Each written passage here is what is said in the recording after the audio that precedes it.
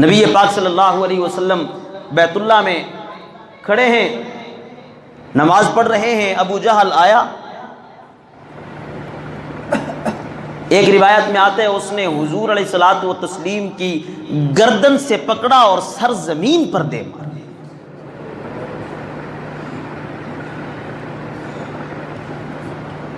زمین پر جب رحمت للعالمین صلی اللہ علیہ وسلم کا سر مبارک لگا تو یہاں سے تھوڑا سا خون نکل آیا۔ حضرت حمزہ جو ابھی تک اسلام نہیں قبول کیا، آپ کی باندی وہاں دور کھڑی دیکھ رہی ہے کہ عبداللہ کے در یتیم کے ساتھ ابو جہل یہ معاملہ کر رہا ہے۔ حضور علیہ الصلوۃ والتسلیم نے، روایات میں الفاظ آتے ہیں، بخاری شریف کی روایت ہے، نبی پاک صلی اللہ علیہ وسلم نے سجدے سے سر اٹھایا اور ابو جہل کو دیکھا ہی نہیں کہ مجھے مارنے والا کون ہے،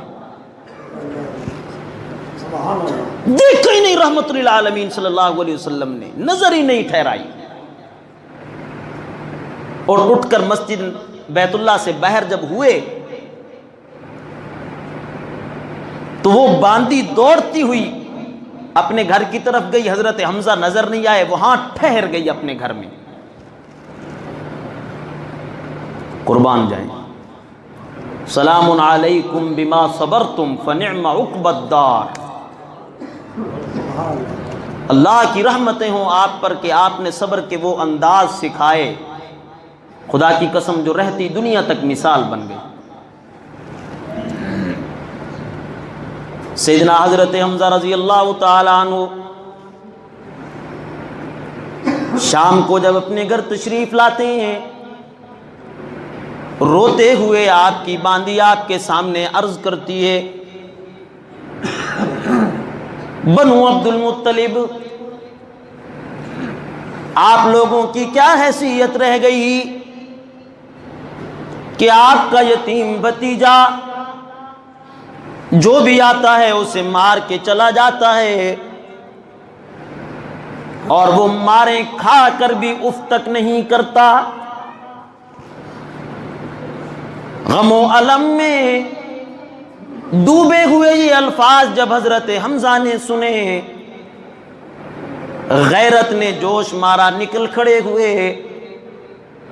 روایت میں آتا ہے ابو جہل کو گردن سے پکڑا، پھر گریبان سے پکڑا، دونوں ہاتھ، ایک ہاتھ یہاں رکھا گردن پہ بایاں، اور دایاں ہاتھ گریبان میں رکھا، زمین پر 3 دفعہ زور سے سر مارنے کے بعد، چھوڑنے کے بعد کہا، کبھی یہ نہ سمجھنا کہ محمد لاوارث ہے صلی اللہ علیہ وسلم، لاوارث ہے، ان کا کوئی وارث موجود کوئی نہیں، آج کے بعد تیری انگلی میرے بھتیجے کی طرف اٹھے گی، واپس نہ آ سکے گی کہ اس سے پہلے میں تیری گردن کاٹ دوں گا۔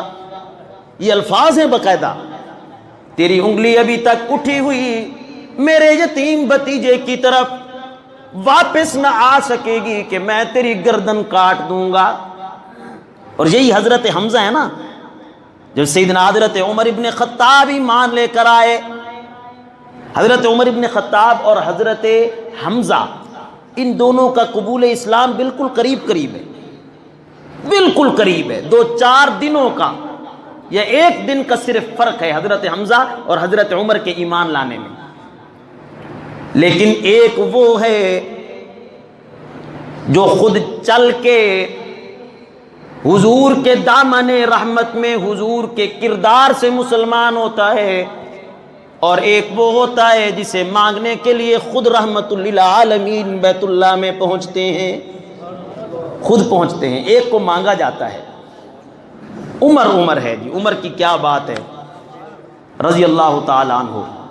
بہرحال یہ موضوع نہیں میرا۔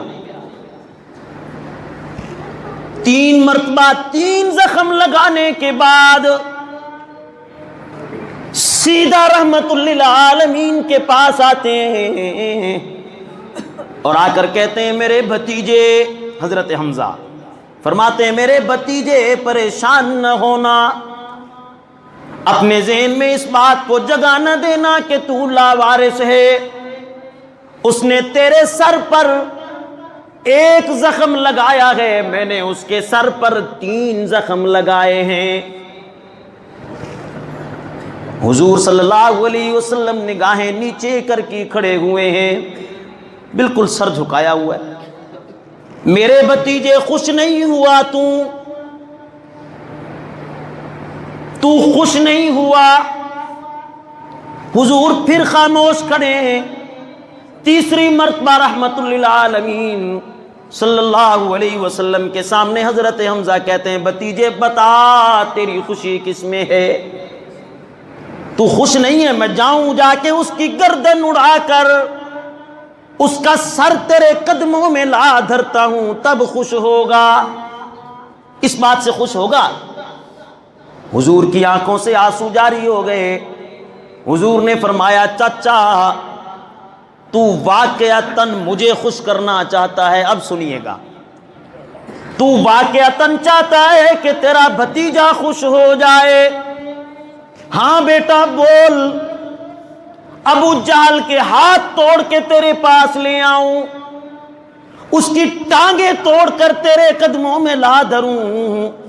اگر تیری خوشی ہے تو میرے بھتیجے بول، اس کا سر اتارتا ہوں تیرے قدموں میں لا دھرتا ہوں. رحمت للعالمین صلی اللہ علیہ وسلم نے فرمایا نہ چاچا نہ، میں تو کانٹے بچھانے والوں کو بھی پھول دیا کرتا ہوں، میں تو مارنے والوں کو بھی دعائیں دیا کرتا ہوں. میری خوشی اس میں کوئی نہیں. اس کی ٹانگیں توڑنے کی بھی ضرورت نہیں، اسے مارنے کی بھی ضرورت نہیں، اس کا سر قلم کرنے کی بھی ضرورت نہیں. چاچا اگر میری حقیقی خوشی چاہتا ہے تو وہ یہ ہے تو میری مار کی طرف نہ دیکھ، میری دعوت توحید کی طرف دیکھ، میری اس دعوت توحید کی طرف دیکھ. اگر تو چاہتا ہے کہ تیرے بھتیجے کو خوشی میسر آئے تو سن لے میرے چچا، میری خوشی اس میں ہے تو جہنم کی راہوں کو چھوڑ، میں تجھے جنت کی راہ پہ چلاتا ہوں. اس طرف چل، میں چلاتا ہوں تجھے، میں تجھے چلاتا ہوں جنت کی راہ پر، تو میرے ساتھ چل.